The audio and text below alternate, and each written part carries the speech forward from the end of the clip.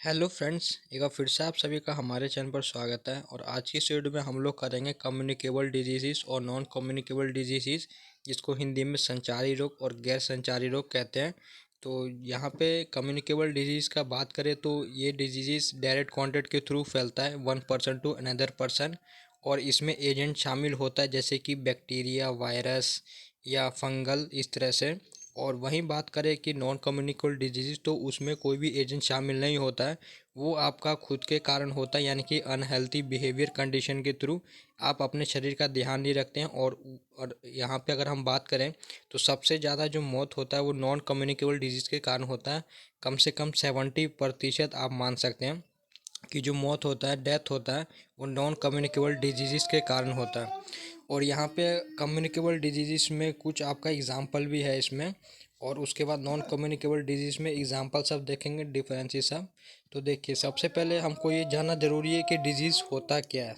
तो वह यहाँ पे लिखा है, रोग क्या होता है। रोग व्यक्ति की वह स्थिति है जिसमें व्यक्ति की शारीरिक गतिविधियाँ प्रभावित होती हैं।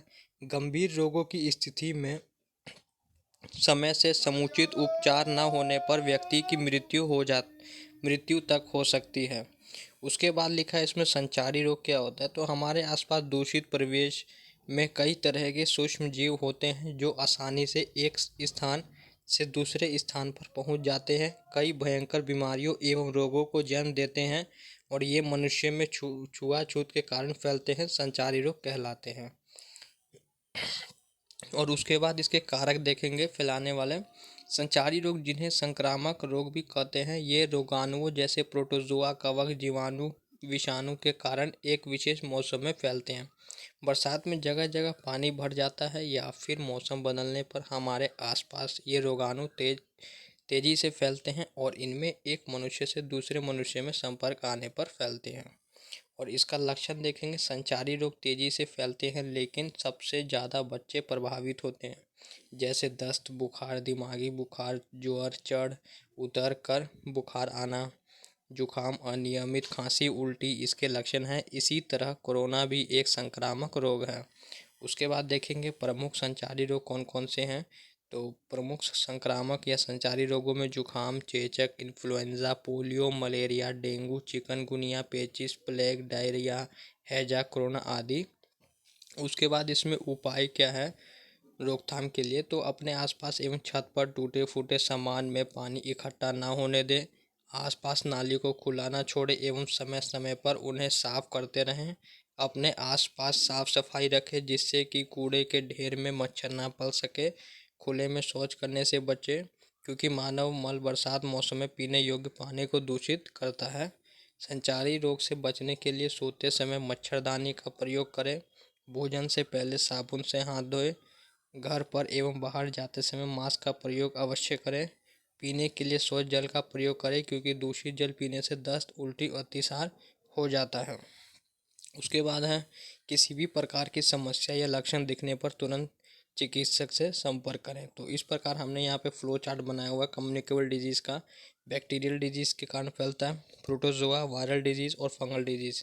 तो बैक्टीरियल में आपका आ जाता है typhoid, leprosy, pneumonia, plague, diphtheria, cholera, tetanus, tuberculosis. और इसी तरह से आप अन्य देख सकते हैं। उसके बाद यहाँ पे है नॉन कम्युनिकेबल डिजीज़। तो मैंने आपको बता दिया था, जो अनहेल्दी कंडीशन के थ्रू फैलता है, यानी कि आप खुद अपना शरीर, जो आपका कोई भी आपका शरीर में जो भी कुछ होता है, जैसे कि हार्ट डिजीज़ हो गया, तो आपके कारण आपका शरीर में कुछ भी प्रॉब्लम होता है, तो उसको यहाँ पे नॉन कम्युनिकेबल डिजीज़ बोलते हैं। और ये एक दूसरे के कॉन्टैक्ट से नहीं फैलता है। तो यहाँ पे देखिए लिखा हुआ, गैर संचारी रोग प्रकृति में गैर संक्रामक होते हैं और इस प्रकार संचारी रोगों की तरह नहीं फैलते हैं। अधिकांश एनसीडी यानी कि नॉन कम्युनिकेबल डिजीज पुराने होते हैं और लंबे समय तक चलते हैं। वैश्विक मौतों का लगभग 71% एनसीडी के कारण होता है। मौत का कारण बनने वाली 4 प्रमुख एनसीडी हैं: हृदय रोग, कैंसर, सांस की बीमारियां, मधुमेह। उसके बाद है गैर संचारी रोग। तो परिवर्तनीय जोखिम के कारण, तो यहाँ पे आप लोग इसका एग्जांपल पढ़ सकते हैं। उसके बाद है अपरिवर्तनीय जोखिम के कारक। उसके बाद है शारीरिक कारक। उसके बाद है इसके लक्षण। तो हृदय संबंधी रोग, लकवा, मधुमेह, कैंसर, सांस संबंधी दीर्घकालिक रोग, दांतों की बीमारियाँ। उसके बाद है रोकथाम और इलाज, तो स्वस्थ आहार, नियमित व्यायाम, पर्याप्त नींद, मानसिक विश्राम। तंबाकू और शराब से परहेज, आनुवांशिक परामर्श। तो स्वस्थ आहार में है डिब्बाबंद भोजन और अत्यधिक नमक से परहेज करने से उच्च रक्तचाप को रोका जा सकता है। अपूर्ण शरीर के स्वास्थ्य के लिए एक स्वस्थ और संतुलित आहार भी महत्वपूर्ण है। उसके बाद है नियमित व्यायाम, लगभग 1.6 मिलियन वैश्विक मौतों को एक गतिहीन जीवन शैली के लिए जिम्मेदार ठहराया जाता है। उसके बाद है पर्याप्त नींद, स्वस्थ शरीर के काम करने के लिए 6 से 8 घंटे घंटे की नींद जरूरी है। अपर्याप्त नींद से तनाव के स्तर में वृद्धि होती है। उसके बाद है मानसिक विश्राम, ध्यान, व्यायाम और विश्राम चिंता और अवसाद को कम करने में भूमिका निभाते हैं।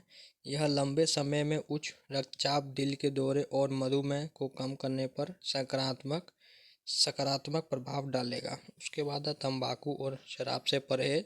शराब से बचने से अवसाद, पुरानी जिगर की बीमारियों और यहाँ तक कि मोटर वाहन की चोटों को रोकने पर असर पड़ेगा। साथ ही तंबाकू चबाना और धूम्रपान करना दोनों ही कैंसर, फेफड़ों की पुरानी बीमारियों में योगदान करते हैं। उसके बाद है आनुवांशिक परामर्श। यह एक अजन्मे बच्चों में आनुवांशिक रोगों का पता लगाने का एक उल्लेखनीय तरीका है।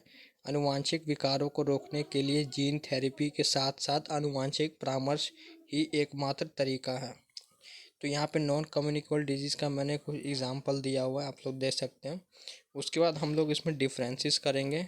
तो कम्युनिकेबल में हो गया एक रोग जो हवा, पानी, शारीरिक तरल पदार्थ आदि के माध्यम से एक व्यक्ति से दूसरे व्यक्ति में फैल सकता है। और वहीं बात करें नॉन कम्युनिकेबल में, तो एक रोग जो किसी भी प्रकार से एक व्यक्ति से दूसरे व्यक्ति में नहीं फैलता है। और ये हो गया संक्रामक और ये हो गया गैर संक्रामक। और ये हो गया बैक्टीरिया और वायरस एग्जाम्पल एजेंट इसमें चाहिए फैलाने के लिए, और इसमें कोई संक्रामक एजेंट नहीं। उसके बाद है विरासत में नहीं मिल सकता और ये विरासत में मिल सकता है। तीव्र क्योंकि यह जल्दी विकसित होता है, और ये जीर्ण है क्योंकि यह धीरे धीरे विकसित होता है और लंबे समय तक रहता है।